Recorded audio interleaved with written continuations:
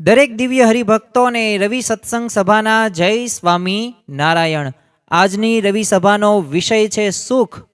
આમ તો સુખ શબ્દ સાંભળતા જ તે આપણને એક આનંદ છવાઈ જાય કે સુખની વાત આવશે, પરંતુ આપણી માનસિકતા કેવી છે કે આપણને સત્તા મળી જાય, પૈસા મળી જાય, મનોરંજનના સાધનો મળી જાય અને સારું સારું ખાવા પીવા હરવા ફરવા મળે ને એટલે આપણે બધાય તેમાં સુખ માનીએ છીએ, પરંતુ સુખની પરિભાષા કંઈક અલગ જોવા મળે છે। તો આ સુખની પરિભાષા કઈ? અને સત્તાની અંદર અને સંપત્તિની અંદર ને પૈસાની અંદર અને મનોરંજનના સાધનની અંદર જે સત્તા આપણે સુખ માન્યું છે એ સાચું કે ખોટું? તો ચાલો આજની રવિ સત્સંગ સભાની અંદર આપણે આ વિષયને સમજવાનો પ્રયત્ન કરીએ અને એક સુખી માર્ગની અંદર એક ડગલા ભરીએ। તો પ્રવચનની શરૂઆત મંગલાચરણથી કરીએ। શ્રીમત્ સદગુણશાલિનમ ચિદચિદે વ્યાપ્યમ ચદી વ્યાકૃતિમ જીવે સાક્ષર મુક્ત કોટિ સુખદમ નેકાવતારાધિપમ જ્ઞેયમ શ્રી પુરુષોત્તમમ મુનિવરે વેદાંતકીતમ વિભુ તન્મૂળાક્ષરયુક્તમેવ સહજા નંદમ ચ વંદે સદા કૃપા કરો મુજ ઉપરે સુખનિધિ સહજાનંદ ગુણ તમારા ગાવવા બુદ્ધિ આપજો સુખકંદ ગુણ તમારા ગાવવા બુદ્ધિ આપજો સુખકંદ। શ્રી સ્વામિનારાયણ ભગવાનની જય। અક્ષર પુરુષોત્તમ મહારાજની જય। ગુણાતીતાનંદ સ્વામી મહારાજની જય। પ્રમુખ સ્વામી મહારાજની જય। પ્રગટ ગુરુ હરિ મહંત સ્વામી મહારાજની જય। સુરત અક્ષરધામ મહોત્સવની જય। દરેક દિવ્ય હરિભક્તોને રવિ સભાના જય સ્વામી નારાયણ। આજના રવિ સભાનો પ્રવચનનો વિષય જે આપણને સુખ આપવામાં આવ્યો છે।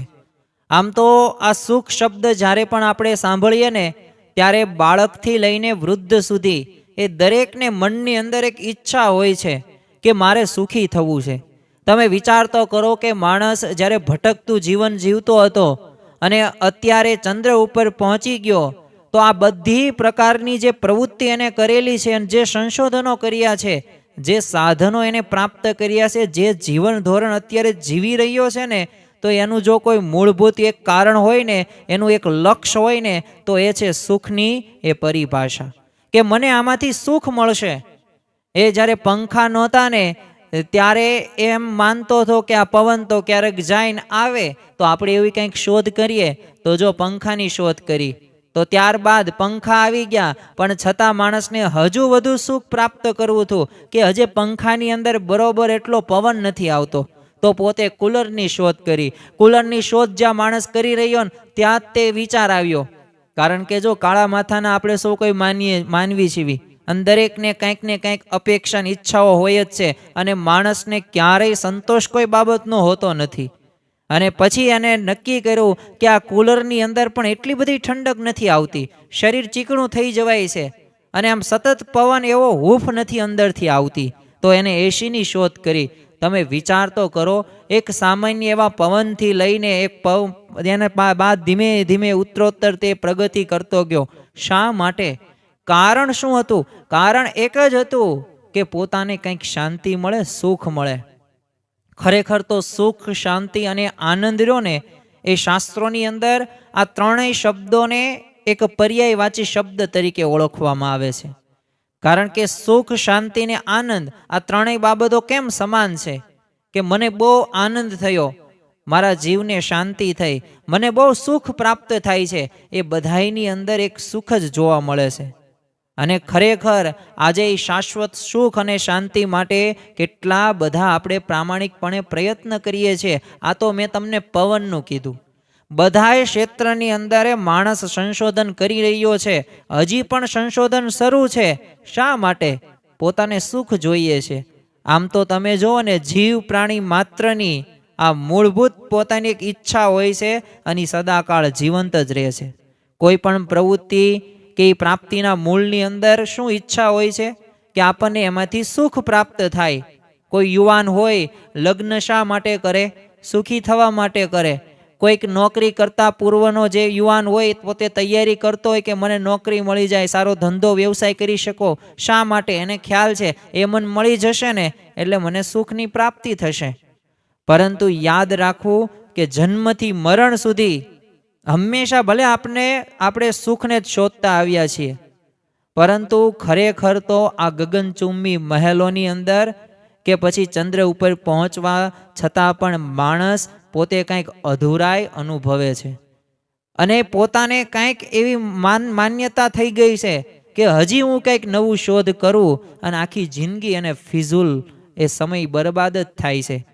એનો ધ્યેય પોતે નક્કી નથી થતો. તમે જો જીવ પ્રાણી માત્ર હોય ને એ સત્તા, સંપત્તિ અને સુંદરીમાંથી એ સુખ શોધવાનો પ્રયત્ન કરે છે, પરંતુ સુખ રહ્યો ને એ આત્માનો ધર્મ છે અને સુખ રહ્યો એ પરમાત્માનો ધર્મ છે. એટલે સત્તા કે સંપત્તિ કે સુંદરીમાં એ સુખ રહેલું જ નથી. પછી ભલે મનુષ્યને આમાંથી સુખ મળે તો પછી આપણને પણ પ્રશ્ન થાય તો સમજવું શું? કારણ કે મને સત્તા જાજી પ્રાપ્ત થાય તો હું સુખી થાઉં છું. મને સારી એવી પાત્ર એવી સ્ત્રી પ્રાપ્ત થાય, એની સાથે હું લગ્ન કરું તો મને સુખ પ્રાપ્ત થાય. મને જાજી એવી સંપત્તિ પ્રાપ્ત થાય ને તો હું એમાંથી સુખી થાઉં છું. પણ ખરેખર આ બધાય કેવા છે તો ઉનાળાની અંદર જેમ છે ને એટલો બધો તડકો ગરમી હોવાથી ઝાંઝવાના જળ દેખાય, રણની અંદર એ મૃગ જળ જ દેખાય છે. વાસ્તવિક ત્યાં જઈએ ને ત્યારે આપણને પાણી દેખાતું નથી. એટલે જ તે શ્રી કૃષ્ણ ભગવાને પણ શ્રીમદ ભગવદ્ ગીતાની અંદર એ અર્જુનને કહે છે કે અનિત્યમ સુખમ લોકમ મિમમ પ્રાપ્યમ ભજસ્વ મામ, કે અનિત્ય અને દુઃખરૂપ આ લોકને પ્રાપ્ત કરીને તું મારી આરાધના કર. જો શ્રી કૃષ્ણ ભગવાને સ્પષ્ટ અર્જુનને એક સંદેશો આપે છે કે અનિત્ય છે એ દુઃખરૂપ જ છે અને આ લોકનો થોડોક વિચાર કરીએ ને તો એવું જ છે. શાસ્ત્રીજી મહારાજ તો ઘણી બધી વખત કહેતા કે આ સંસાર કેવો છે, ઊંટના પેસણા જેવો છે. ઊંટ ઉપર તમે બેસો ને તો હાલક ડોલક થવાનું જ છે. આજે સારું તો પાછું કાલે પાછું ન પણ સારું હોય. તમે 100 કામ કરો, 5 કામ કરવાનું ભૂલી જાવ ને તો એ વ્યક્તિ એ પોતે સંબંધ તોડી પણ નાખે છે. આપણે નજર જોયેલું છે અને આપણને અનુભવ પણ હશે. તો આ લોકની તો સુખની જે વ્યાખ્યા રહી ને એ આપણને ખોટી જ તે ઠરે છે, કારણ કે આ બધુંય દુઃખરૂપ જ છે. અને જો આખો લોક દુઃખરૂપી હોય ને તો એના પર જે મેળવેલી સત્તા તમે વિચાર કરો કેવી રીતે સુખરૂપ હોઈ શકે. એ પછી એના પદાર્થો કે સંપત્તિ કેવી રીતે સુખરૂપ હોઈ શકે. થોડુંક જો મનન ચિંતન કરવામાં આવે ને તો જવાબ આપણને સ્પષ્ટ ખ્યાલ આવી જ જાય. ગુણાતીતાનંદ સ્વામીએ પોતાની વાતોની અંદર કીધું છે આ વિષયો રહ્યા ને આ વિષયોમાંથી જીવ ક્યારેય તૃપ્ત નથી થવાનો. અરે વચનામૃતની અંદર શ્રીજી મહારાજે ત્યાં સુધી કહી દીધું કે પૃથ્વીના 2 ભાગ કરો અને પાણીથી ભરવાનો પ્રયત્ન કરો. કોઈ દિવસ ભરાવાની છે? કોઈ દિવસ નેવર એવર ક્યારેય ભરાવાની નથી. બસ એવી જ રીતે આ વિષયો પ્રત્યેની જે આસક્તિ રહી ને એ ક્યારેય એમાંથી આપણને સંતોષ પ્રાપ્ત નથી થવાનો, ક્યારેય જીવ આ ધરાવવાનો નથી. પણ તો પછી સાચો ઉપાય શું છે? એનાથી અનાસક્ત થઈએ. એ ભગવાન અને સંત સાથે જોડાણ થાય ને ત્યારે ખરેખર એ સુખની એ વ્યાખ્યા એ સાચી ચાવી આપણા જીવનની અંદર પ્રાપ્ત થાય છે. તમે શ્રીમદ ભાગવતની અંદર પણ જો કહ્યું છે કે અસારહ ખલુ સંસારો દુઃખરૂપી વિમોહક, કે સંસાર અસાર છે ને દુઃખરૂપ છે ને મોહ ઉત્પન્ન કરનારો છે. માટે તમે સત્તા કયો કે સંપત્તિ કયો કે સુંદરી કયો, આ ત્રણેયમાં ક્યાંય સુખ જોવા મળતું નથી. પરંતુ આપણું મગજ તો બૌદ્ધિક તાર્કિક, એટલે આપણે એમ કઈ વાતો કોઈની સાંભળીએ પણ નહીં. તો ચાલો થોડાક ઉદાહરણ દ્રષ્ટાંતો જોઈએ જેથી આપણને ખ્યાલ આવે કે વાસ્તવિક જીવનની અંદર ભૂતકાળની અંદર એવા કોઈ મહાન વ્યક્તિઓ રાજા મહારાજાઓ થઈ ગયા કે જેમની પાસે સત્તા હતી, સંપત્તિ હતી અને સુંદરી હતી, પણ છતાં એના જીવનના કેવા ઉદ્ગારો હતા. જો બુદ્ધિશાળી વ્યક્તિ કોને કહેવાય કે જે પોતે અનુભવ કરવા જાય નહીં પણ બીજાના અનુભવમાંથી શીખીને શું કરવું જોઈએ ને એ સાચી રીતે કાર્ય કરે, એને બુદ્ધિશાળી કહેવાય. આપણને પ્રશ્ન થાય છે કે સત્તામાં સુખ નથી. ઘણી બધી વખત આપણને આવું સાંભળવામાં આવે એટલે ઘડીક એવું લાગે કે હા નથી, પણ જ્યારે સત્તા મળી જાય ને ત્યારે આપણે સુખી થઈ જઈએ છીએ. જો સત્તાની વાત આવે ને એટલે યુદ્ધ એ અનિવાર્ય બની જાય, કારણ કે યુદ્ધ દ્વારા જ સત્તા પ્રાપ્ત કરી શકાય. ભારત દેશની અંદર તો મતદાન આવે જ છે, પણ વિશ્વના બધાય દેશોની અંદર આ સત્તા માટે મતદાન જોવા મળે જ છે. કેમ ક્લાસની અંદર મોનિટર માટે રેસ જ્યારે લગાડવામાં આવે, સ્પર્ધા, તો એક પક્ષ હોય, બીજો પક્ષ હોય, એમાંથી કોઈક વ્યક્તિ સભ્ય હોય, એને જ મોનિટર બનાવવામાં આવે, એટલે ત્યાં સ્પર્ધા થાય જ તે. પણ જો ખરેખર તો યુદ્ધ ક્યારેય શાંતિ ન આપી શકે, એ સુખ ક્યારેય ન આપી શકે. જો માનવ જ્યારે ગુફામાં રહેતો ને ત્યારે પોતે હાથથી લડતો હતો, પછી ધીમે ધીમે એને બુદ્ધિનો એવો વિકાસ કર્યો ને કે હાથથી પછી હાડકાથી થયો, હાડકાથી યુદ્ધ કરે, પછી ધીમે ધીમે પથ્થરોમાંથી એવા અણીદાર તીક્ષ્ણ એવા પથ્થરો બનાવ્યા અને એવી તલવારો જેવા બનાવ્યા અને પથ્થરથી લડવા લાગ્યો. પછી તો લોખંડના હથિયારો, અને પછી તો આપણને પણ ખ્યાલ છે બંદૂકોથી, અને અત્યારે એ આપણને અણુશસ્ત્રોથી યુદ્ધ કરતો જોવા મળે છે. અરે છેલ્લે તો લેસર બીમ દ્વારા એ આજે સ્ટાર વોર સુધી પહોંચી ગયો છે, પરંતુ અંતે પોતે સુખને એ પ્રાપ્ત નથી થયો. તમે ઈસવીસન પૂર્વે 3600 થી લઈને અત્યારે 2025 સુધી તમે જોવો ને કે વિશ્વની અંદર કેટલા યુદ્ધો થયા છે, તો અંદાજિત 16,000 કરતા વધુ મોટા યુદ્ધો થયા છે. અને પાછું એમાં હજારો કે લાખો નહીં, પરંતુ કરોડોનો સહારો થયો છે. પણ આજે આખું વિશ્વ, આજે તમે જો અશાંતિની આગમાં બળી રહ્યું છે. આજે સરહદના પ્રશ્નો છે, કાંઈક ટ્રેડ વેપારના વોર ચાલે છે, કાંઈક જમીની એ સરહદીને નક્કી કરવા માટેના એ અમુક વખત યુદ્ધો ચાલે છે. ખરેખર તો આપણા જીવનની અંદર એ જે મનથી જે આપણે એ વ્યક્તિ પ્રત્યે અભાવ લાવી નાખીએ ને, ત્યારે ઘરમાં પણ આવા યુદ્ધો થતા જોવા મળે જ છે. એટલે યુદ્ધ દ્વારા સત્તા મેળવી છે ને, તો એના જીવનની અંદર તે ક્યારેય સુખનો અહંકાર આવ્યો નથી અને શાંતિનો અહેસાસ એને પ્રાપ્ત નથી થયો. આપણે એવા જ તે એક રાજાનું નામ જોઈએ ને, અને જે પોતે ફ્રાન્સનો સમ્રાટ નેપોલિયન બોનાપાર્ટ. હવે વિચાર આપણે કરવા જેવો એ કે એની પાસે સત્તા કેટલી હતી. ખરેખર તો આ નેપોલિયન બોનાપાર્ટ પોતે ફ્રાન્સનો એક મિલિટરી જનરલ અને પોતે રાજકારણી, 10 વર્ષ સુધી ફ્રાન્સના રાજા તરીકે આ રહેનાર મહાન યોદ્ધા, અનેક યુદ્ધોમાં જબરજસ્ત એ સફળતા મેળવી અને લગભગ અડધી દુનિયા ઉપર એને સત્તા પ્રાપ્ત કરી નાખી, જમાવી નાખી. આપણે તો 5 સભ્યોમાં પણ આપણે સત્તા જમાવી નથી શકતા, પરંતુ આ નેપોલિયન બોનાપાર્ટે અડધી વિશ્વ એને જીતી લીધું. પરંતુ એ જીવનના છેલ્લા દિવસોમાં આ નેપોલિયન બોનાપાર્ટ શું કહે છે કે મારી પાસે એટલી બધી સંપત્તિ અને સત્તા છે ને કે દુનિયાના તમામ સુખ સગવડ હું ખરીદી શકું, પણ આખી દુનિયા મારા પગ નીચે છે ને, છતાંય મેં આખી જિંદગીમાં એ સુખના 6 દિવસો પણ જોયા નથી. I have not seen 6 happy days in my life. જીવનના મેં 6 દિવસો પણ સુખના નથી જોયા. એટલે તે આખું અડધું વિશ્વ જીતી લીધું છે. તારી પાસે કેટલી બધી સત્તા છે. આજે કોઈ દેશનો પણ વડાપ્રધાન હોય ને, એ પોતે વડાપ્રધાન થઈ જાય ને એક દેશ પૂરતો, તો એ કેટલો પોતે કેફમાં આવી જાય છે, કેટલો એને અહંકાર માન આવી જાય છે ને. ત્યાં અડધું વિશ્વ જીતી લીધું, તોય તું એમ કહેશો મેં સુખના 6 દિવસો એને જ જોયા. તો જો આ સામ્રાજ્ય મોટું જીતવાથી ક્યારેય તે સત્તા પ્રાપ્ત થવાથી તમે સુખી નથી રહી શકવાના. તમે સમ્રાટ સિકંદર જો, હવે આ સમ્રાટ સિકંદર હતો ને, એ તે પોતે નેપોલિયન બોનાપાર્ટ જેમ એને પણ દેશો જીતી લીધેલા અને એક વિરાટ સામ્રાજ્ય ઊભું કરેલું, પરંતુ અંતે તો એ દુઃખી હૃદયે જ મૃત્યુ પામ્યો હતો. એવો જ તે એક બીજો રાજા જેનું નામ ઔરંગઝેબ. હવે શાહજહાંનો પોતે પુત્ર અને મુગલ બાદશાહ, ઘણા બધા મંદિરો એને તોડ્યા અને લોકોને માર્યા અને પિતા સાથે દગો કરીને રાજગાદી પણ એને પ્રાપ્ત કરી. હવે 50 વર્ષ ભારત ઉપર રાજ કર્યું. દર વર્ષે 3,000 રૂપિયાની 3 અબજ રૂપિયાની એ સમયની અંદર એ રાજ્યની આવક હતી.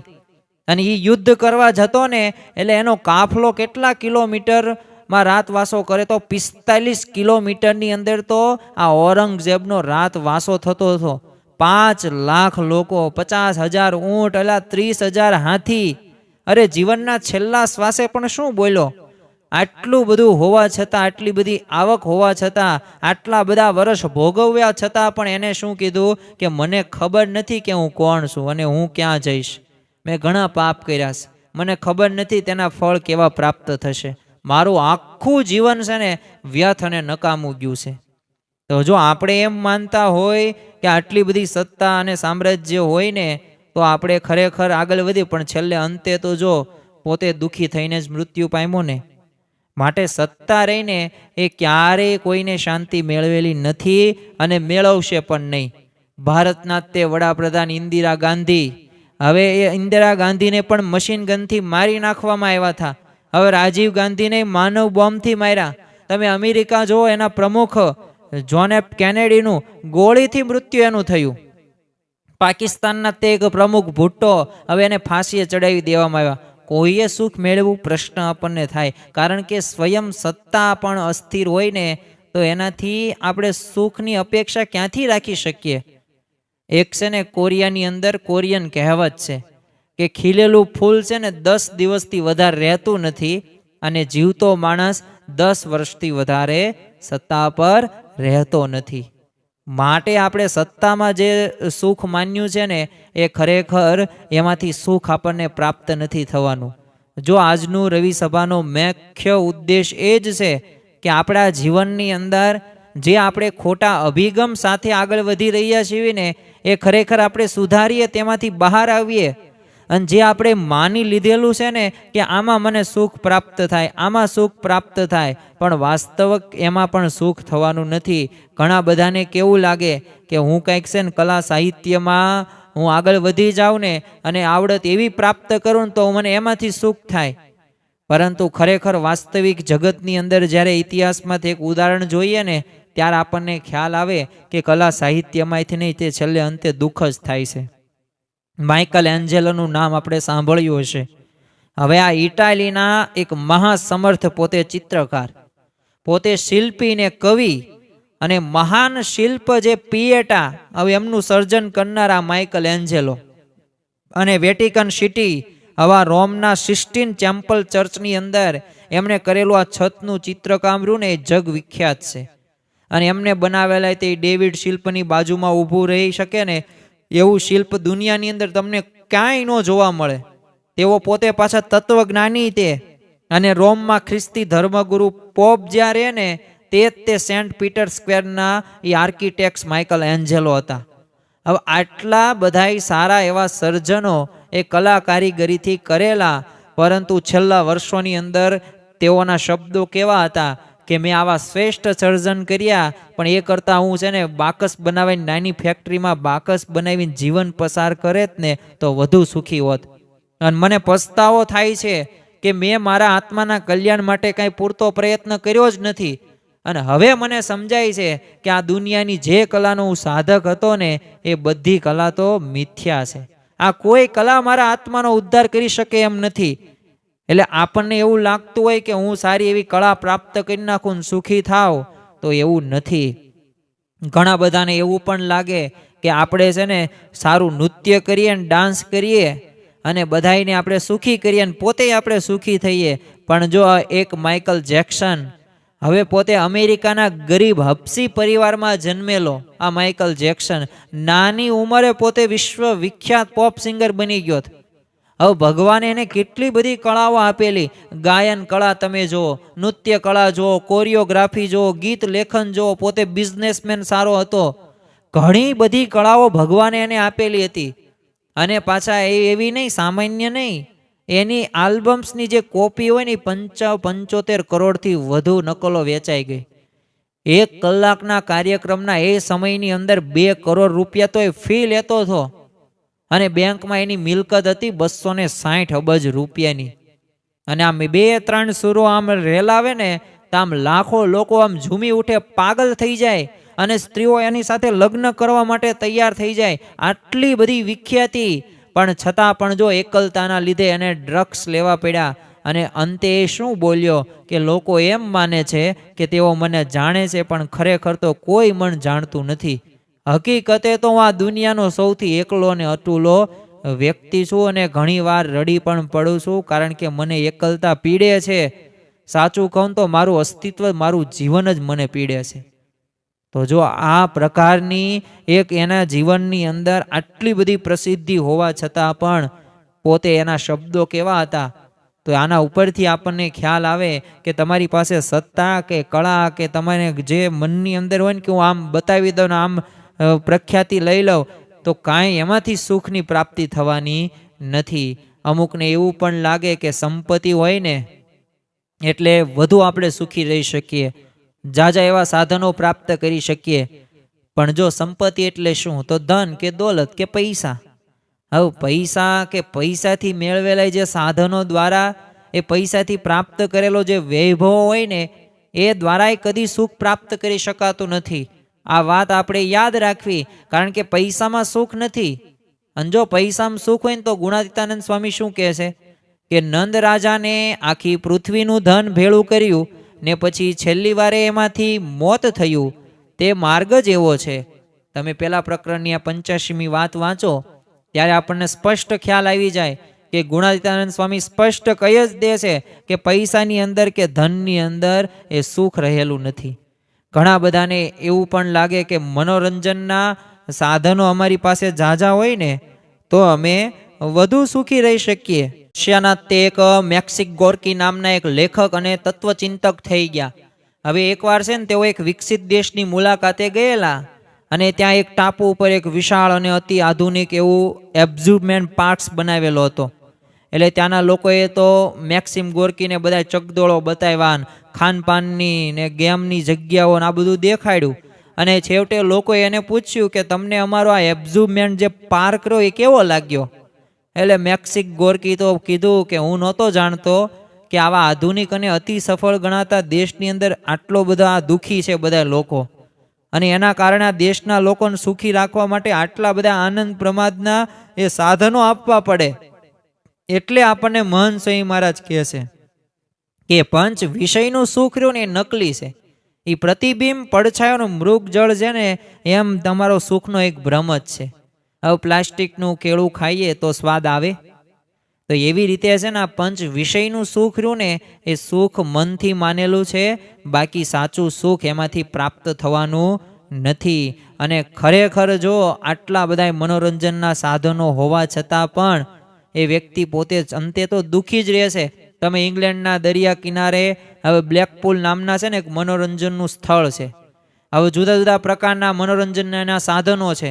એટલે ઘણા બધા છે ને ધનાઢ્યો પોતાની મોંઘામાં મોંઘી રોલ્સ રોય મોટર કાર એક બાજુ મૂકી દે અને સામે ગધેડા હોય ને એના ઉપર સવારી કરે.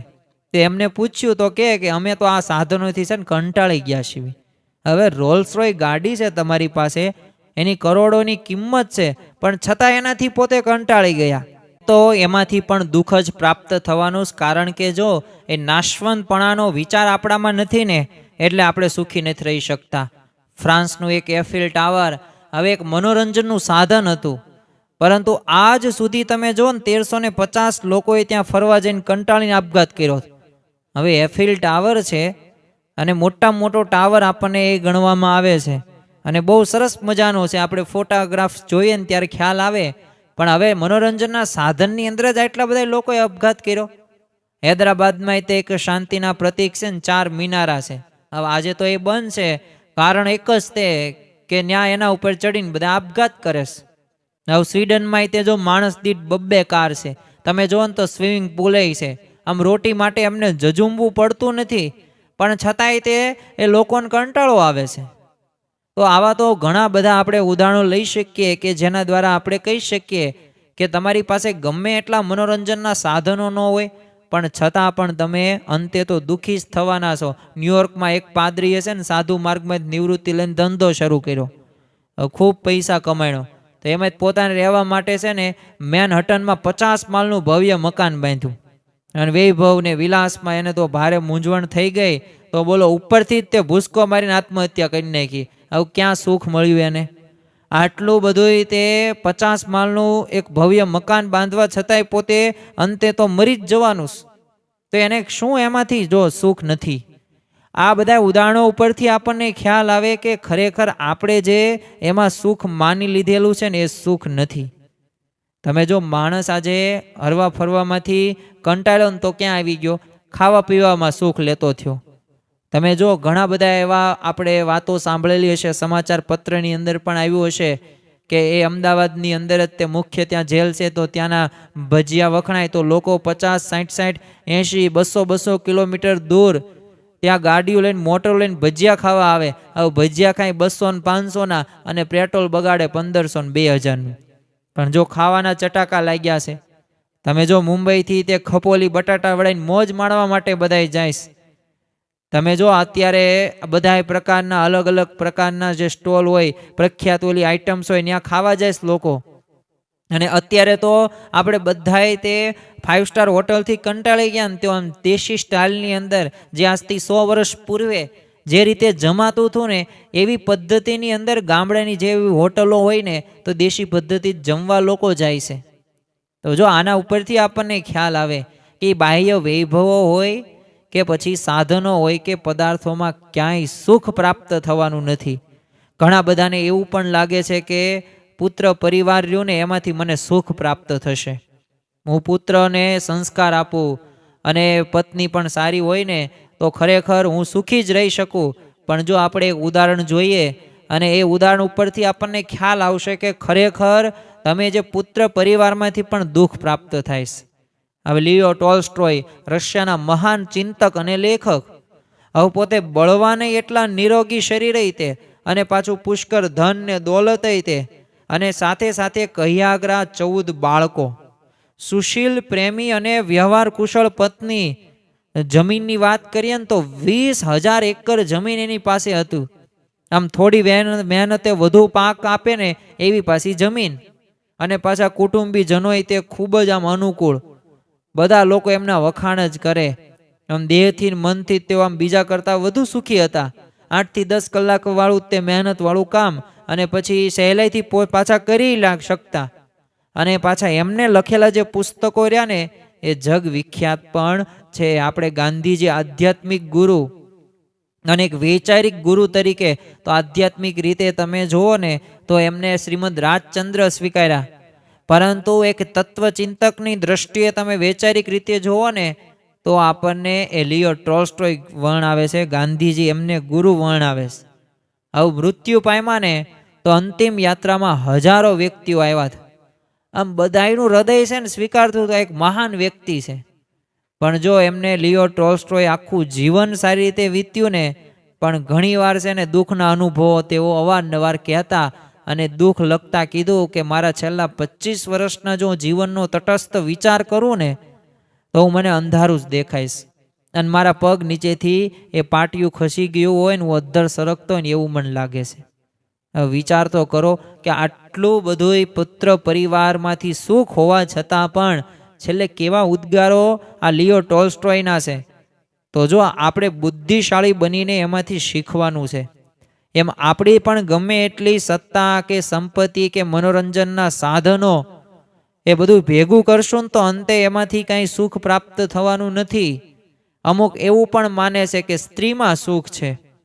તો જો શ્રીજી મહારાજ વચનામૃત વરતાલના 16માં કહે છે કે ભગવાનના ભજન જેવું સ્ત્રીને વિશે સુખ હોય તો ચિત્રકેતુ રાજા કરોડ સ્ત્રીઓને શા સારું મૂકે. તો જો આપણે સૌ કહીએ ભગવાનનું ભજન કરવું છે, અને સાથે સાથે શ્રીજી મહારાજ આપણને સ્પષ્ટપણે કહે છે કે જો ભગવાનના ભજન જેવું જો સ્ત્રીને વિશે સુખ હોય તો પછી આ ચિત્રકેતુ રાજા થયા, એને કરોડ સ્ત્રીઓ હતી, તો એને કેમ એ સ્ત્રીઓનો બધાયનો ત્યાગ કરી દીધો અને તપ કરવાની પસંદગી કરી. ભાગવતમાં તે તમે જો યયાતિ રાજાની કથા આવે છે તો એમના પત્ની હતા દેવયાની. હવે આ યયાતિ રાજા છે ને પોતાના પુત્રની આવરદા લઈને પણ છે ને વર્ષો સુધી આ દેવયાની સાથે વિષયો ભોગવે છે, અને અંતે એમાંથી એની વાસના પૂરી થતી જ નથી, અને છેલ્લે કંટાળે છે ને દેવયાની શું કહે છે, ન જાતું કામઃ કામાનું મુ ભોગેન શામ્યતી અવિશા કૃષ્ણ ભૂત્યમ એવા ભી વર્ધતે.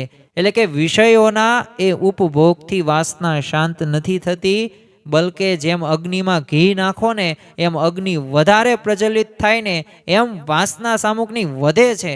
અને જો અંતે એ યયાતિ રાજાએ દેવયાનીનો ત્યાગ કરે છે. તો અંતે તો ત્યાં જ આવ્યા ને, સ્ત્રીનો ત્યાગથી. તો જો આપણે કઈ સ્ત્રીઓ કે પત્નીનો ત્યાગ નથી કરવાની વાત, પરંતુ એમાંથી આપણે આસક્ત નથી થવાનું, અનાસક્ત થવાનું. જેમ જનક રાજાની સમજણ શ્રીજી મહારાજ એ જે વખાણે છે ને વચનામૃતની અંદર, એવી જ તે સમજણ આપણે રાખવાની છે. તો એ સમજણથી આપણે સુખી રહી શકીશું. તમે જો ભર્તુહરી રાજાને 1600 રાણીઓ હતી, અને એમાંય તે માનીતી કઈ રાણી હતી? પિંગલા રાણી હતી. હવે એમના ગુરુ ગોરખનાથે એમને અમરફળ આપેલું. હવે ભર્તુહરિએ એની પ્રિય જે પત્ની હતી, રાણી હતી, એ પિંગલાને આપી દીધું.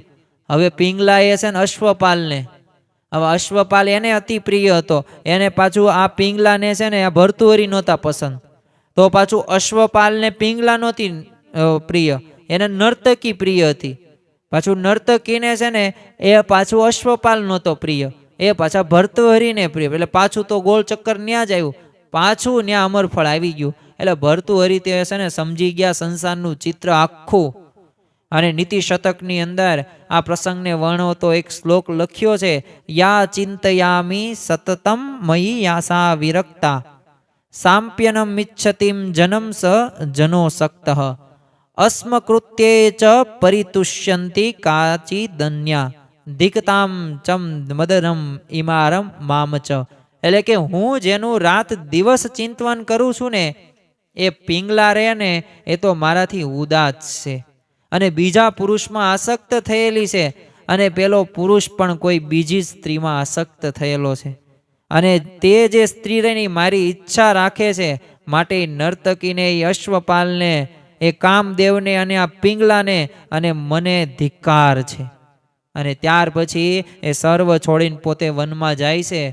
તો આવા તો છે ને અસંખ્ય દ્રષ્ટાંતો છે કે જેઓ એ છે ને સ્ત્રીમાંથી સુખ એમને અંતે તો પ્રાપ્ત થયેલું જ નથી. આ ખોટો એક ભ્રમ છે. આ પરથી જો તારણ આપણને નીકળે છે, એ શાંતિ, સત્તા હોય કે સંપત્તિ હોય કે સુંદરી, એમાંથી પ્રાપ્ત થવાનું નથી. એ સુખની તલબ જો સાચી છે, પરંતુ જે શોધ રહીને એ ખોટી જગ્યાએ આપણે કરી રહ્યા છીએ. આપણે આપણા ઘરથી રાઈટ ડિરેક્શનમાં જવું હોય ને, તો સાચી દિશા આપણને ખબર હોવી પડે. બાકી તમે ગમે એટલા ભાગો, ગમે એટલી સ્પીડ પકડો, તો તોય તે તમારા સ્થળ સુધી, લોકેશન સુધી પહોંચી ન શકો. કોઈક તમને માર્ગદર્શક જોશે, કોઈક તમને પથદર્શક જોશે, અને એ સલાહકાર, એ પથદર્શક, એ માર્ગદર્શક જે કે ને એમ તમે કરો ને, તો એ તમારા રસ્તા, તમારું મંજિલ સુધી તમે પહોંચી શકો. પતંગિયું છે ને જેમ સુખની શોધની અંદર તમે જો દીવા કે બત્તીનો ઉજાસ હોય ને, એ જોઈને આસપાસ આંટા મારે, એમ માનવ માત્ર જો ને સુખી થવા માટે વ્યક્તિ, વસ્તુનું, વાતાવરણને, સત્તા પાછળ આંટા મારે છે. અને છેવટે શું પ્રાપ્ત થાય છે? છેલ્લે અંતે દુઃખ જ પ્રાપ્ત થાય છે. એટલે ખરેખર છે ને જેમ રેતી પીલીને કાઢેલું તેલ, પાણી વલોવીને કાઢેલું માખણ, આ ખરેખર અશક્ય બાબત છે. હજે દહીંમાંથી વલોવો ને તો માખણ પ્રાપ્ત થાય. હજે તલમાં કે શીંગમાંથી એ તમે પીલો ને તો તલ પ્રાપ્ત થાય, પણ રેતીમાંથી ક્યારેય તે તેલ ન નીકળે. એ પાણી વલોવાથી ક્યારેય તે એમાંથી માખણ ન વળે. અશક્ય બાબત છે. એમાં બાહ્ય તમે ઉપકરણો ગમે એટલા તમે નક્કી કરો ને, તોય તે એમાંથી તમને સુખ પ્રાપ્ત થવાનું જ નથી. ઘણા બધાને કેવું લાગે કે અમે છે ને હાસ્ય ને સિનેમામાં જઈએ ને એટલે બધાને હાસ્ય કરાવીએ, કારણ કે હાસ્યમાં તો અમથું તે બધા પ્રકારના રોગો અને બધી પ્રકારની ચિંતા હોય છે, માનસિક તણાવ હોય છે, એ શાંત થઈ જાય. તો અમારે એ કરવું જોઈએ. તો ખરેખર એમાંય દુઃખી જ છીએ. ચાર્લી ચેપ્લિન તમે જુઓ, આખી દુનિયામાં પ્રખ્યાત પોતે કલાકાર હતા. હવે એમની એક અદા જુએ ને, ગમે એવો દુઃખી માણસ નો હોય પોતે હસવા લાગે. હવે મૂંગી ફિલ્મો તમે જુઓ, હવે એ જમાનાની અંદર 75 વર્ષ સુધી એ પોતે શ્રેષ્ઠ કલાકાર તરીકે એની કારકિર્દી જમાવીને બેઠો હતો. આખી ફિલ્મી દુનિયાનું એનું નામ અમર રહેશે ને. તો આવા તો શ્રેષ્ઠ કલાકારના કેટલા બધા શબ્દો એ વિચારવા જેવા છે. પણ છેલ્લે અંતે શું કહે છે કે આખી દુનિયાને હું હસાવી શકું છું, પણ આખી દુનિયા ભેગી થાય ને તો પણ મને હસાવી શકે નહીં, એટલો હું દુઃખી છું. તમે કિશોર કુમાર જુઓ, એક બોલિવૂડ ઇન્ડસ્ટ્રીની અંદર વિખ્યાત પોતે ગાયક અને એક્ટરય હતા, લેખકય હતા, અને કમ્પોઝર પણ હતા, ડિરેક્ટર હતા, અને પ્રોડ્યુસર પણ હતા. અને ગાયકી માટે તો એમનો 8 ફિલ્મફેર એવોર્ડ્સ એમને મળ્યા છે. આમ કોઈ એક ગાયકને આટલા બધા એવોર્ડ્સ મળ્યા હોય ને એ હજુ સુધી બન્યું નથી. પણ છતાં એમના જીવનના અંતિમ દિવસોની અંદર શું બોલે છે કે હું ફિલ્મ ઇન્ડસ્ટ્રીમાં આટલો આગળ વધ્યો ને એ કરતાં મારા ખંડવા ગામની પ્રાથમિક શાળામાં જો એક શિક્ષક તરીકે જીવન પસાર કરેત ને તો લોકો મને કિશોરલાલ માસ્તર કહીને બોલાવે તો હું વધુ સુખી હોત. તો ખરેખર જો આપણા જીવનની અંદર એ એક પ્રકારની સાચી દિશા હોવી પડે. અને આ દિશા જે આપણે માની લીધેલું છે ને આ બધા વિષયોની અંદર સુખ, આ સ્વભાવની અંદર, એ નથી એમાં સુખ પ્રાપ્ત થવાનું. ગુણાતીતાનંદ સ્વામીએ પહેલા પ્રકરણની 25મી વાતની અંદર કીધું કે જેટલું કાંઈ માયામય સુખ છે તે સર્વે દુઃખ વિનાનું હોય નહીં, એ વાત પણ એક જાણી રાખવી. તો આપણા જીવનની અંદર ગમે એટલું સુખ આપણે બધી જગ્યાએ પ્રાપ્ત કરીશું ને તો યાદ રાખવું કે એ આપણે એમાંથી અંતે તો આપણે દુઃખી જ થવાના સિવાય એ આપણને સુખ પ્રાપ્ત થવાનું નથી. તો આપણા જીવનની અંદર એક સાચી દિશા કઈ? તો હવે આપણે સૌ કોઈને સુખની પ્રાપ્તિ કરવી છે. આપણે સૌ કોઈને સુખી થવું છે. જો આ સત્તાની અંદર સુખ ન હોય, પૈસાની અંદર સુખ ન હોય, પછી સંપત્તિની અંદર સુખ ન હોય, સ્ત્રીમાં સુખ ન હોય, એ આપણે કોઈ પણ પ્રકારની કળાઓ આપણે દેખાડીએ તો એમાં સુખ ન હોય, તો સુખ કેમાં છે? તો સુખ ક્યાં છે ને એક મોટો પ્રશ્ન છે. પરંતુ શ્રીમદ ભગવદ્ ગીતાની અંદર એ સુખી થવાનો ઉપાય વર્ણવ્યો છે. એ શાસ્ત્રોની અંદર સુખી થવાની આપણને બાબતો જણાવેલી છે. પરંતુ આપણે સમય કાઢીને વાંચીએ, થોડુંક મનન ચિંતન કરીએ, જ્યારે વચનામૃતને સ્વામીની વાતો વાંચીએ ને ત્યારે પણ એ સુખનો અનુભવ આપણને થાય છે. જો આપણે જ્યારે પણ ભગવાનનું ભજન કરીએ ને, નામ સ્મરણ કરીએ ને ત્યારે સુખનો અનુભવ થાય છે.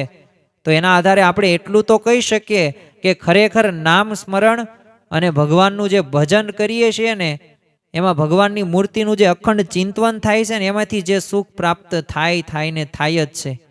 એટલે શ્રીમદ ભગવદ્ ગીતાની અંદર સુખી થવાનો ઉપાય વર્ણવ્યો છે કે અશાંતસ્ય કૃતઃ સુખમ, કે જેનું મન અશાંત છે ને તેને સુખ ક્યાંથી હોય, ને જેનું મન શાંત છે તો એને દુઃખ ક્યાંથી હોય. જો દરેક પરિસ્થિતિ રહીને એ બાહ્ય રીતે કે આંતરિક રીતે આપણને કોઈ દુઃખી કરતી જ નથી. આપણી જે મનની પરિસ્થિતિ રહીને એ જ સુખી કે દુઃખી કરે છે. જો સુખ કે દુઃખની અનુભૂતિને એક મન સાથે સીધો સંબંધ છે. એટલે અશાંત મન, અસ્થિર મન ને તો દુઃખ, દુઃખ ને દુઃખ. એટલે જ મુક્તાનંદ સ્વામી કહે છે ને, વેગે વહેતા વારીમાં પ્રતિબિંબ ન ભાસે રે. એટલે ખરેખર આપણું મન રહ્યું ને એટલું બધું ચંચળ છે ને કે એ આપણને દુઃખના અનુભવો કરાવે છે. પરંતુ પાછું મનથી છે ને આપણે એવી રીતે સમજણ પણ એવી પ્રાપ્ત કરી નાખી હોય. તમે જો નરસિંહ મહેતા જો કે એમના જીવનની અંદર કેટલા દુઃખો હતા. એ કુવેરબાઈનું મામેરું, પ્રશ્ન એ જ હતો, કંઈ કમાતા તો હતા નહીં, ક્યાંથી એ મામેરાને પૈસા લાવવાની વસ્તુ લાવી. પણ જો એ શામળ શાને પોતે હુંડી લખી નાખે ને પાછા સ્વીકારે તે. એ તમે જો એમના ધર્મ પત્ની, પછી એનો શામળ, એનો પુત્ર એ મૃત્યુ પામ્યા, પણ છતાં પણ જો સુખેથી ભગવાનનું ભજન કરતા હતા. વાત કરીએ આપણે મીરાબાઈની, ખરેખર કૃષ્ણ ભક્તિની અંદર એટલા બધા લીન રહેતા કે રાણાજીએ ઝેરનો પ્યાલો આપ્યો ને તો અમૃત જાણીને, પ્રસાદ જાણીને પોતે પી ગયા, છતાં એમને કંઈ થતું નથી.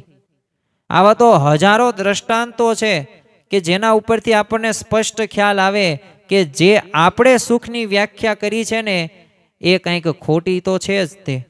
નકર આપણે એમાંથી સુખ આવવું જોઈએ. જો મન રહ્યું ને કેવું છે, અગોચર છે. ફળ કે ફૂલ પકડી શકાય, હાથ પકડી શકાય, પેન હોય એ પકડી શકાય, પંખોય પકડી શકાય, પણ જેમ હવા અદ્રશ્ય છે ને એ પકડવી બહુ દુષ્કર છે. એમ મન પકડવું ને એ અત્યંત દુષ્કર જ છે. જે વસ્તુ દેખાય જ નહીં અને પકડાય કેવી રીતે, અને પકડાય નહીં તો પાછું એને સ્થિર પણ કેવી રીતે રાખી શકાય, આ એક મોટો પ્રશ્ન છે. એટલે આપણા જીવનની અંદર જે આપણે મનથી જો આપણે નબળા હશું, જો મનથી એવી સારી સમજણો નહીં હોય ને, જો ભક્તો અને મહાન પુરુષોની અંદર શીખ્યા નહીં હોય ને તો આપણને દુઃખ સિવાય કાંઈ મળવાનું નથી. શ્રીજી મહારાજ મનની સ્થિરતા માટેનો છે ને એકમાત્ર ઉપાય દર્શાવે છે. અને ભાગવતની અંદર અને શાસ્ત્રોની અંદર પણ આ વાત આવે જ છે. શ્રીજી મહારાજ કહે છે કે જો મનની તમારે સ્થિરતા માટે છે ને તમારે ભગવાનની 9 પ્રકારની ભક્તિ તમે કરશો ને તો મન જીતાઈ જશે. આમ તો ગુજરાતીની અંદર એક કહેવત છે કે જેને મન જીત્યું એને જગ જીત્યું. કારણ કે દરેક પ્રકારના પ્રશ્નો છે ને મન સાથે જ જોડાયેલા જોવા મળે છે. તમે મનથી જેટલા આત્મવિશ્વાસ હોય, ભગવાન સાથે તમારું જેટલું જોડાણ હોય ને એવી તમે લોકની કોઈ પણ પરિસ્થિતિ તમને દુઃખી ન કરી શકે.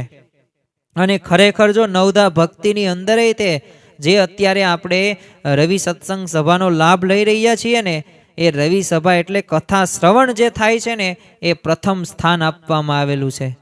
ઘણી બધી વખત શ્રીજી મહારાજે વાત કરી છે નવધા ભક્તિની અંદર પ્રથમ કથા વાર્તા છે. તો આ કથા વાર્તા રૂપી આપણે અમૃત ગ્રહણ કરીએ છીએ. તો ખરેખર આપણા જીવનની અંદર એક અમૃતને એક વિશેષ ઉપમા આપવામાં આવેલી છે. જો મનને બહાર મુકાશે જ નહીં, પણ જેમ એ જગત સંબંધી પદાર્થોમાં જોડાય છે ને તો એમ આપણે જોડવાનું તો છે જ તે પાછું. કારણ કે મન કેવું છે? ચંચળ છે. એને સ્થિર રાખવાનું છે. પણ સ્થિરતા ક્યાં આવશે? તો એ ભગવાનની 9 પ્રકારની ભક્તિ કરવાથી. એટલે ભગવાનમાં જોડાવાનું, ભગવાનની ભક્તિ કરવાની. એટલે દરેક પ્રકારના પ્રશ્નોનો શંકા જે હોય ને એ સમાધાન થઈ જશે. અને જો ભગવાનનો આશરો ભજન કરવાથી 2 પ્રકારનું જ્ઞાન થાય છે.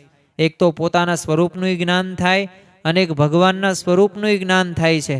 અને એક સત્પુરુષના સ્વરૂપનું પણ સાચું જ્ઞાન થતું જોવા મળે છે.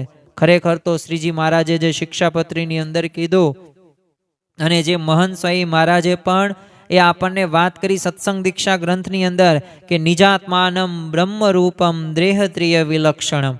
એટલે કે આપણે આ દેહથી જુદા શીવી આત્મા શીવી. અને આત્મા કેવો છે? સુખરૂપ છે. અને એમાં ભગવાન પ્રત્યક્ષ વિરાજમાન છે. જો આ વાતની દ્રઢતા કરવા માટે આપણે ભગવાનના ભજન જેવો શ્રેષ્ઠ ઉપાય કાંઈ બીજો નથી. માટે સુખ કેમાં છે? આત્મામાં છે. સુખ પરમાત્મામાં રહેલું છે.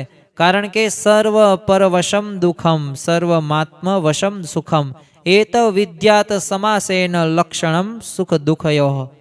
એ આત્માવશ શું છે? તો એ નોકરે શેઠને વશ જ હોય છે. પણ બધા શેઠ સુખી નથી હોતા. ઇન્દ્રિયોને વશ જે સુખ ને એ પરવશ અને આત્માને વશ જે સુખ તે આત્મવશ. એટલે આપણે એવા સુખની પ્રાપ્તિ કરવાની. એક ચિંતકે કીધું છે કે સુખને કેન્દ્રમાં રાખી છે ને વર્ષોના વર્ષો વિતાવ્યા ને છતાંય સુખની માત્ર આશા જ ઊભી છે. હાથમાં તો આવ્યું જ નથી. તો હું કહું છું કે આત્માને કેન્દ્રમાં રાખવી માત્ર એક જ દિવસ વિતાવે ને તો સુખની અનુભૂતિ થયા વિના રહે જ નહીં. આ વાત એક નિશ્ચિત વાત છે. તો અંગે આપણી કેટલી તૈયારી છે એ તૈયારી આપણે કરવાની. અને જો આપણે સુખ પ્રાપ્ત કરવા માટે પ્રયત્નો કરવાના જ છે. જેટલા પ્રયત્નો વિશેષ કરવામાં આવશે ને એટલું સુખ વધારે વહેલી હાર આપણે પ્રાપ્ત કરી શકીશું.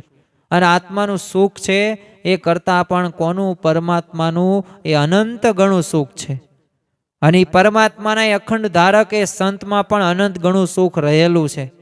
એટલે જ તુલસીદાસજીએ પણ એક સુખનું સરનામું બતાવે છે કે સુરપુર નૂરપુર નાગપુર એ તિન મેં સુખ નાહી કા સુખ હરિ કે ચરણ મેં કા સંતન કે માહી. અને ખરેખર એવા સંતની પ્રાપ્તિ આપણને મહંત સ્વામી મહારાજ રૂપે પ્રાપ્તિ થઈ છે. તો એને હવે આપણે વધુમાં વધુ પ્રાપ્તિને દ્રઢ કરીએ.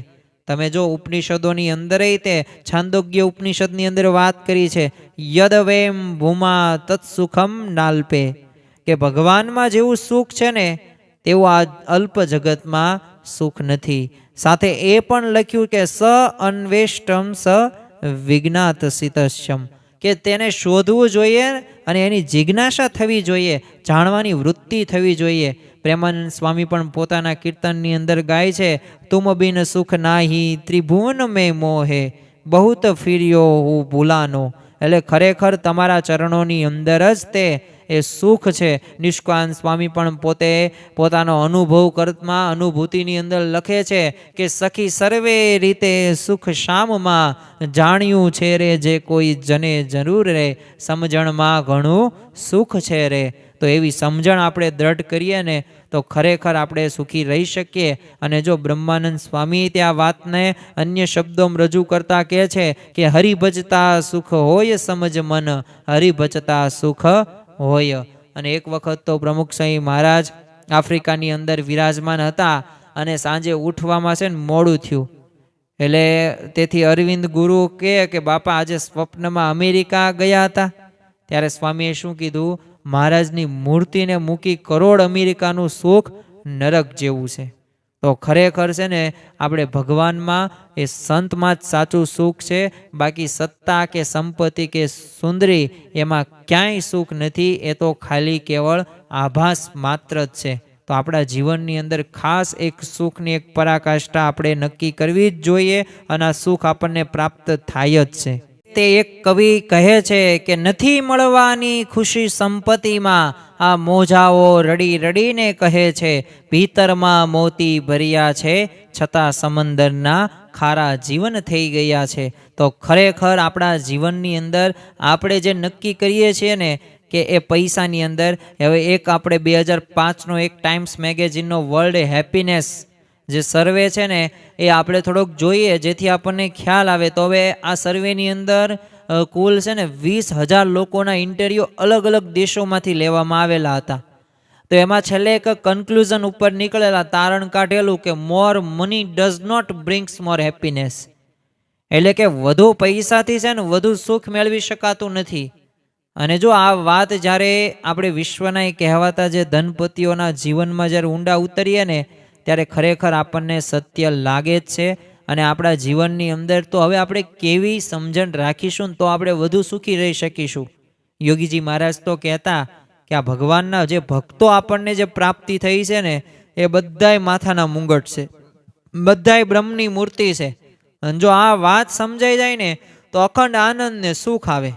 કોઈ પ્રત્યે કોઈ પણ પ્રકારનો દ્વેષ નહીં. અને જો આ ગોવર્ધનદાસ કોઠારી હતા વરતાલના, હવે પોતે સર્વ સત્તાધીશ હતા પણ એમને અંતરમાં બહુ અશાંતિ રહેતી. આપણે સૌ કોઈને અંતરની અંદર જો ઘણું બધું મેળવ્યા છતાંય અશાંતિના અનુભવો તો થાય જ છે. તો એમ આમને પણ થતી હતી. એટલે એમને ભગતજી મહારાજના મુખ ઉપર આનંદ જોઈને પૂછ્યું કે ભગત કે આ તમે આટલા બધા સુખી કેમ રહી શકો છો અને આટલા બધા આનંદમાં. અને ત્યારે ભગતજી મહારાજે આ જ વાત કરી કે આ બધા સંતોને છે ને હું બ્રહ્મની મૂર્તિ દેખું છું અને એનો મને આનંદ છે. જો ભગતજી જોડે સત્તા કે કોઈ પણ પ્રકારની સંપત્તિ નહોતી, એમનું અપમાન થતું હતું, છતાં એમને આનંદ હતો. કેનો હતો? એ સાચી સમજણનો હતો. તો ખાસ આપણા જીવનની અંદર આવી સમજણ પ્રાપ્ત કરીએ. ગઢડા પ્રથમના 24મા વચનામૃતની અંદર બ્રહ્માનંદ સ્વામી છે ને શ્રીજી મહારાજને એક પ્રશ્ન પૂછે છે. અને આપણને તે આવો જ એક પ્રશ્ન હોય છે કે અંતરમાં સૂનું સૂનું કેમ રહ્યા કરે છે. આપણે જો ઘણું બધું કમાવ્યા છતાં, ઘણી બધી સત્તા પ્રાપ્ત કરી, ઘણી બધી આવડત પ્રાપ્ત કરી, ઘણા બધા લોકો આપણને ઓળખે પણ છે, પણ કેમ આમ અંતરમાં સૂનું સૂનું, આમ અધૂરા, પૂર્ણતા ન લાગે, અપૂર્ણતા લાગે? તો એ જવાબમાં છે ને મહારાજે 2 વાત કરી અને આ 2 વાત આપણે સમજવા જેવી છે. તો એમાં છે ને પ્રથમ વાત તો કરી કે આ સત્સંગ અને પ્રગટ ભગવાનની જે પ્રાપ્તિનો વિચાર કરે ને તો આનંદ રહે. અને બીજી વાત શ્રીજી મહારાજે કરી કે આ ભક્તોની પ્રકૃતિ જોઈને છે ને એનો અવગુણ ન લે. અને એને સત્સંગ મળ્યો છે ને તો મોટા પુણ્ય છે એવો મહિમા સમજીને ગુણ લે ને તો આનંદમાં રહે. તો જો આપણે ભક્તોના સ્વભાવ સામે દ્રષ્ટિ નથી કરવાની, આપણને જે મળ્યું છે ને એનો આનંદ એ ખરેખર એ આપણને લેવા દેતી નથી આ સ્વભાવ આપણા. એટલે દરેક પ્રત્યે એ આપણે મહિમાની દ્રષ્ટિ જ રાખવાની છે અને એનાથી જ આપણે આગળ વધી શકીશું. બાકી જો આ જગત તો કેવું છે, પંચ વિષય વાળું છે અને આ પંચ વિષયો નાશવંત છે. એમાં કોઈ પણ રીતે આપણે સુખી થવાનું નથી. અને એ ગમે એટલું તમે ભોગવશો તોય એ તમને છેલ્લે અંતે દુઃખી જ કરશે. અને આવી સમજણો જો આપણા જીવનની અંદર પાકે હશે ને તો એમ એક ધીરજ આખ્યાનની અંદર લખ્યું છે ને કે જે દુઃખ થાય તે થાજો રે રૂડા સ્વામીને ભજતા. તો ખરેખર આપણા જીવનની અંદર ગમે એટલું દુઃખ ન થાય પરંતુ ભગવાન અને સંતની પ્રાપ્તિ થઈ ગઈ એટલે બસ આપણા જીવનની અંદર આઠે પહોર આનંદ, દરરોજ રોજ દિવાળી, આ પ્રકારની સમજણ રાખીને આપણે આગળ વધવાનું છે. તો ખરેખર આપણા જીવનની અંદર સુખ તો આપણે દરેકને પ્રાપ્ત કરવું છે અને દરેકની ઈચ્છા પણ છે.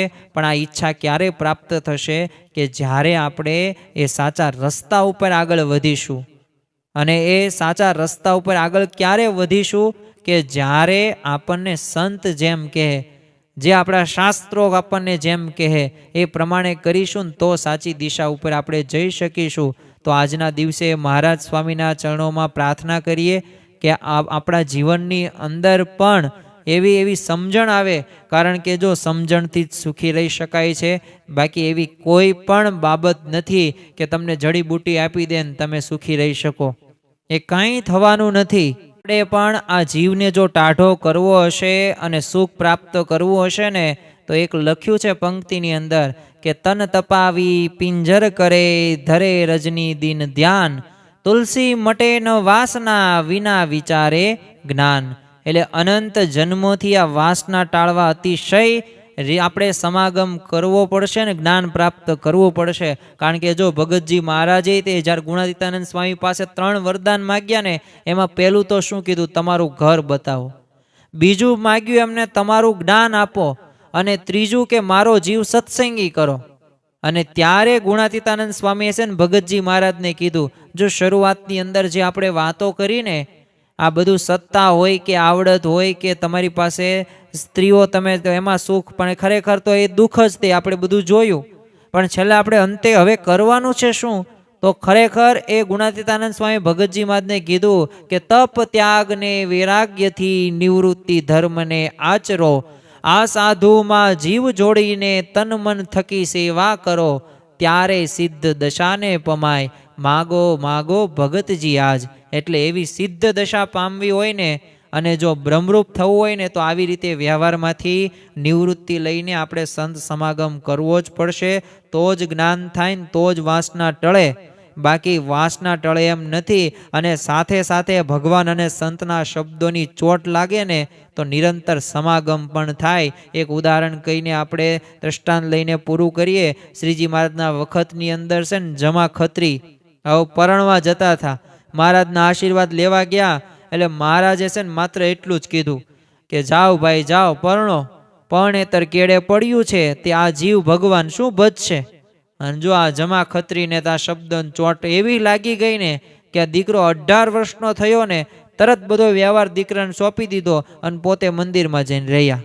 અને જિંદગીના અંત સુધી ભજન ભક્તિમાં જ મન એમને પોરવી દીધું. જો શબ્દોની અસર એમને થઈ ગઈ, ચોટ લાગી ગયો.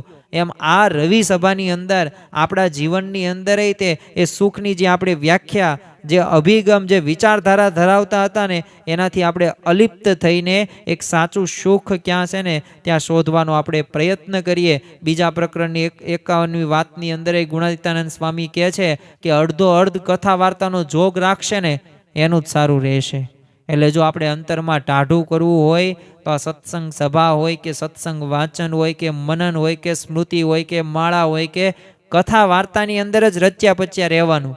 અને એ જ શ્રેષ્ઠ ઉપાય છે. અને ગમે એવું દુઃખ આવે ને તો સ્વામિનારાયણ સ્વામિનારાયણ ભજન કરવું, દુઃખ ટળી પણ જશે. તો ખરેખર આપણા જીવનની અંદર આ લૌકિક પરલૌકિક બંને રીતે સુખી કરવાના ઉપાયો આપણને શાસ્ત્રો અને સત્પુરુષ અને આપણા ગુણાતીત ગુરુવર્યોએ આપેલા છે. તો આજના દિવસે મહારાજ સ્વામીના ચરણોમાં પ્રાર્થના કરીએ કે એવું સુખ અમે સંત સમાગમથી પ્રાપ્ત કરી શકીએ. સત્પુરુષમાં વિશેષ મન કર્મ વચને જોડાઈએ અને નિયમ ધર્મયુક્ત જીવન જીવીએ. અને અમારી જે અભિગમ છે, અમારી જે માનસિકતા છે એને અમે સુધારીએ. અને ભગવાનમાં અને સત્પુરુષમાં જ સુખ રહેલું છે એવી વિશિષ્ટ એવી બુદ્ધિ આપજો. એવું મન કર્મ વચને એ તમારો દ્રોહ ન થાય, ભક્તનો દ્રોહ ન થાય. અને બસ દિવ્ય ભાવ જ રહે. બધાને બ્રહ્મની મૂર્તિ જ સમજી શકીએ એવી બળ, બુદ્ધિ અને શક્તિ આપજો. શ્રી સ્વામિનારાયણ ભગવાનની જય.